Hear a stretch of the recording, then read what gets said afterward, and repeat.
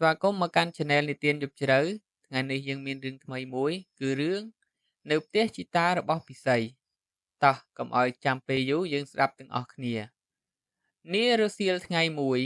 ជីតារបស់ពិសីអង្គុយនៅលើគ្រែមើលចៅៗដែលគេកំពុងលេងមឹកយ៉ាងសប្បាយរីករាយ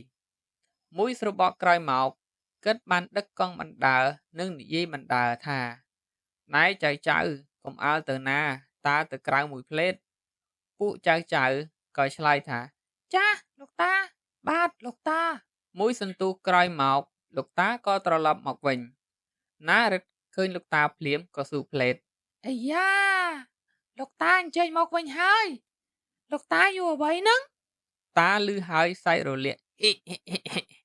ចៅតាភ្នែកវៃណាស់វើយ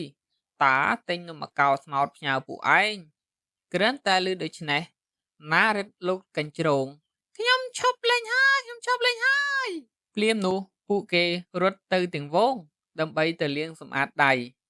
លុះលាងនិងជូតដៃរួចហើយពួកគេក៏រត់វឹងសំដៅមកតុពួកគេញញឹមសម្លឹងមើលថង់ណារឹតលិតបបោមាត់ហើយអោនទៅហិតនំបណ្ដើនិយាយបណ្ដើថាឈ្ងុយណាស់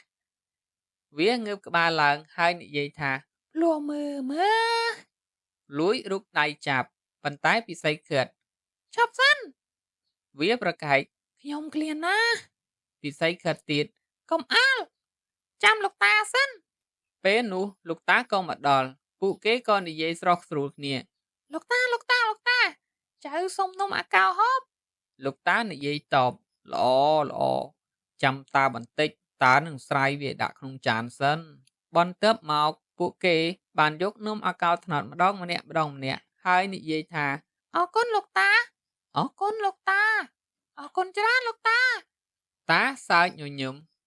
សម្លឹងមើលចៅរួចនិយាយថាចៅតាចេះណាស់